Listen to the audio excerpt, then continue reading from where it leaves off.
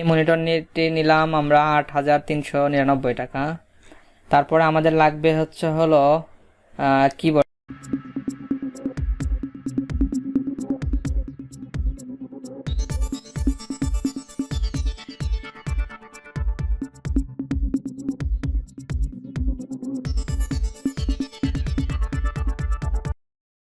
আসসালামু আলাইকুম, TechTimesBD.com এর পক্ষ থেকে আপনাদের সবাইকে জানাই স্বাগতম। আজকে আমরা একটি বিষয় নিয়ে কথা বলবো, তা হলো অনেকেই আছে নতুন কম্পিউটার কেনার আগে দ্বিধাদ্বন্দ্বে পড়ে যান যে আসলে কোন কম্পিউটারকে কিনবেন বা কি কিনবেন, কোন জেনারেশন কিনবেন বা কত টাকা বাজেট, বা একটি মনিটরের দাম কত, বা তার একটি প্রসেসরের দাম কত, একটি সিপিইউ ক্যাচিং, তারপর কম্পিউটার ডেস্কটপ ক্যাচিংয়ের দাম কত। তো সব মিলাই আজকে মূলত আমরা আলোচনা করব। তো যারা মূলত নতুন কম্পিউটার কিনবেন ভাবছেন তাদের জন্য মূলত আজকের এই ভিডিওটি। তো চলুন আমরা শুরু করি। তার আগে একটি কথা বলে নেই, TechTimesBD.com একটি প্রযুক্তি বিষয়ক ওয়েবসাইট। তো এখানে আমরা প্রযুক্তি বিষয়ক বিভিন্ন রকম তথ্য প্রকাশ করে থাকি। আপনাদের কে আহ্বান করব আমাদের এই ওয়েবসাইটটি ভিজিট করবেন। ভিজিট করে আপনারা এখান থেকে বিভিন্ন রকম তথ্য, প্রযুক্তিগত তথ্য জানতে পারবেন আর কি। তো চলুন আমরা শুরু করি মূল বিষয়টি। একটি নতুন পিসি সাজানোর জন্য কি কি প্রয়োজন বা আপনার বাজেট অনুযায়ী কি কি নিতে পারবেন আপনি, আজকে মূলত এই বিষয়টি নিয়েই কথা বলবো। আসলে অনেকেই আছে যে আমরা একটি কম্পিউটার কেনার আগে অনেক রকম চিন্তার ভাবনার মধ্যে পড়ে যায় যে আমার বাজেট 30,000 টাকা, আমি কাকে বলবো। হয়তো আমার একটা বড় ভাইকে জিজ্ঞেস করি, ভাই আমার একটা কম্পিউটার কিনবো, ভাইয়া হয়তো ব্যস্ত, সময় দিতে পারে না, বা এরকম অনেকে আমরা জিজ্ঞেস করি, তারা ওভাবে প্রপারলি আমাদেরকে তথ্যটাও দিতে পারে না। তো আমার বাজেট, সাপোজ আমার বাজেট 50,000 টাকা, 50,000 টাকার মধ্যে আমি কি কি প্রোডাক্ট নিতে পারবো বা কোনটার প্রাইস স্পেসিফিকভাবে কত আসবে, এই বিষয়গুলো আমরা কিন্তু অনলাইনে ঘরে বসে চেক করতে পারবো। তো চলুন তাহলে শুরু করি কিভাবে আমরা একটি পিসি কেনার আগে কি কি প্রয়োজন বা কত টাকা কোনটার দাম কত, কিভাবে আমরা ঘরে বসে অনলাইনে চেক করব বা ঘরে বসে অর্ডার করব, সেই বিষয়টি আজকে আমরা দেখব। তো তার জন্য আমরা একটি ওয়েবসাইটের হেল্প নেব, সেটি হচ্ছে হলো স্টারটেক।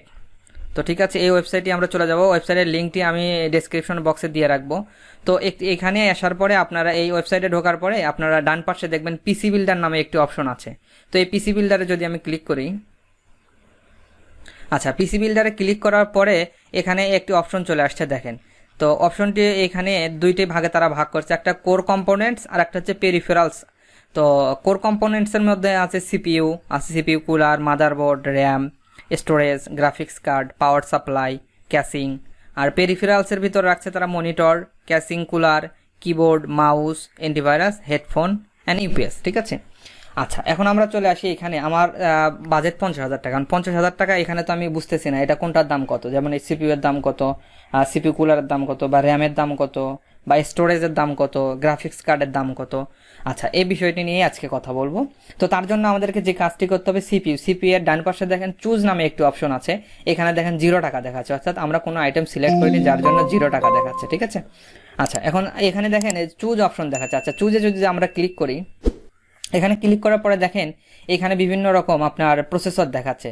তো এখানে দুইটি কোম্পানির প্রসেসর দেখাচ্ছে, একটা হলো ইন্টেল আর একটা হচ্ছে রাইজেন। ঠিক আছে, তো আপনি যে প্রসেসরটি নিতে চাচ্ছেন সেই প্রসেসরটি এখান থেকে সিলেক্ট করতে হবে, অর্থাৎ আপনার বাজেট যেমন, এখানে যেমন এটার দাম 7,000 টাকা, এটা 10,000 টাকা, তারপর এটা 10 জেনারেশন কোরাই 3, এটা 10,500 টাকা, তারপরে রাইজেনের এটা হচ্ছে হলো 11,500 টাকা, তারপর ইন্টেল কোরাই 3 এটা 11,500 টাকা। তো এরকম আপনি দেখে আপনার যেটি প্রয়োজন অথবা যেটি আপনার বাজেটের ভিতর হয় সেটি এখান থেকে আপনি সিলেক্ট করতে পারেন। যেমন আমার এটা সাপোজ আমার ইন্টেল 10 জেনারেশন কোরাই 5 এই প্রসেসরটি পছন্দ হয়েছে, আমার বাজেটের মধ্যে মোটামুটি 12,500 টাকা, আমি এটা সিলেক্ট করলাম, অ্যাড করলাম। ঠিক আছে, আচ্ছা, অ্যাড করার পর দেখেন এখানে 12,500 টাকা কিন্তু হয়ে গেছে, একটা আইটেম যুক্ত হয়ে গেছে আর কি। ঠিক আছে, আচ্ছা, এখন আমরা সিপিইউ কুলার নিব একটা। ঠিক আছে, তার জন্য আমরা এখানে সেম চুজে যাব, যার পরে আমরা এই তো এখানে 750 টাকা অ্যাড করলাম। আচ্ছা, পরবর্তীতে আমাদের লাগবে একটি মাদারবোর্ড। মাদারবোর্ডের জন্য সেম ভাবে আমরা এখানে যা আমাদের বাজেটের ভিতর দেখবো যে কোন মাদারবোর্ডটি নেওয়া যায়। এখানে গিগাবাইট আছে, তারপর এমএসআই আছে। আচ্ছা, আমি গিগাবাইটের এই মাদারবোর্ডটি সিলেক্ট করলাম, 8,700 টাকা। আচ্ছা, তারপরে আরেকটি আছে র্যাম। সেম ভাবে আমি যদি আমার বাজেটের ভিতর দেখি, এটা 1,500 টাকা, এটা 1,500 টাকা, এটা DDR3, তারপরে 4GB এটা, আচ্ছা 4GB 1,600 টাকা, এটা আমি সিলেক্ট করলাম। ওকে, তারপর আছে স্টোরেজ। স্টোরেজ মানে হচ্ছে অর্থাৎ হার্ড ডিস্ক। হার্ড ডিস্ক এখানে আমি এখান থেকে যা হার্ড ডিস্ক সিলেক্ট করলাম। তো হার্ড ডিস্ক গিগাবাইট 120GB এটা নিলাম, 1,550 টাকা। তারপরে লাগবে, আচ্ছা, একটি গ্রাফিক্স কার্ড নিলাম। গ্রাফিক্স কার্ড, একটি গ্রাফিক্স কার্ড, আচ্ছা, বিভিন্ন দামের আছে এখানে। আচ্ছা আচ্ছা, গিগাবাইটের এই গ্রাফিক্স কার্ডটি নিলাম 9,500 টাকা। অলরেডি দেখেন আমাদের 34,500 টাকা হয়ে গেছে। তারপর আমরা যদি একটি পাওয়ার সাপ্লাই নেই, একটি পাওয়ার সাপ্লাই এটা নিলাম আমরা 1400 টাকা। তারপরে আমরা একটি ক্যাসিং নিব, আমরা এই ক্যাসিংটি নিলাম 2600 টাকা। আচ্ছা, তারপর আমাদের একটি মনিটর লাগবে, আমরা একটি মনিটর নেই, আমরা শাওমির এই মনিটরটি নিলাম আমরা 8,399 টাকা। তারপরে আমাদের লাগবে হলো কিবোর্ড, আচ্ছা একটি ক্যাসিং কুলার নেই, এটা নিলাম আমরা 400 টাকা। তারপরে একটি কিবোর্ড লাগবে, কিবোর্ডটি সিলেক্ট করে নেই আমরা একটি কিবোর্ড নেই। আচ্ছা, আমরা এই কিবোর্ডটা নিলাম 550 টাকা। অলরেডি 47,749 টাকা আমাদের হয়ে গেছে। আমাদের একটি মাউস লাগবে, এটি মাউস লাগবে, আমরা এই মাউসটা নিলাম 250 টাকা। আচ্ছা, এখন আছে অ্যান্টিভাইরাসটা আপাতত আমরা না নিলেও চলবে। তারপরে হেডফোন, এটাও অপশনাল হিসেবে আমি নিচ্ছি, আপনাদের প্রয়োজন হলে আপনারা এখান থেকে সেমভাবে চয়েস করে নিতে পারবেন, এখান থেকেও সেম অ্যান্টিভাইরাসটাও। তারপরে একটি ইউপিএস নেওয়া ভালো আর কি, একটি ডেস্কটপের জন্য হঠাৎ করে বিদ্যুৎ চলে গেলে, আপনি কোনো এমার্জেন্সি কাজে আছেন, হঠাৎ করে সেভ করা না থাকলে ইলেকট্রিসিটির সমস্যা হলে শাটডাউন হয়ে যাবে। সেক্ষেত্রে 10-15 মিনিট বা 20 মিনিট ব্যাকআপের যদি আমরা একটা ইউপিএস রাখি, আমাদের জন্য কাজ করতে সুবিধা হবে। সেক্ষেত্রে একটি ইউপিএস নেই আমরা এই ইউপিএসটি নিলাম। ওকে, আমরা এই ইউপিএসটি নিলাম 3200 টাকা, ঠিক আছে। আচ্ছা, মোটামুটি আমরা সব কিছু সিলেক্ট করছি। আমরা একটা প্রসেসর নিয়েছি Core i5-এর, তারপরে আমরা একটা ক্যাসিং সিপিইউ কুলার নিয়েছি, মাদারবোর্ড নিয়েছি, র্যাম নিয়েছি 4GB, তারপরে স্টোরেজ 120GB SSD নিয়েছি, গ্রাফিক্স কার্ড নিয়েছি, পাওয়ার সাপ্লাই, ক্যাসিং, মনিটর নিয়েছি আমরা একটি, তারপরে আমরা একটি ক্যাসিং কুলার নিয়েছি, কিবোর্ড নিয়েছি, মাউস নিয়েছি, একটি ইউপিএস নিয়েছি।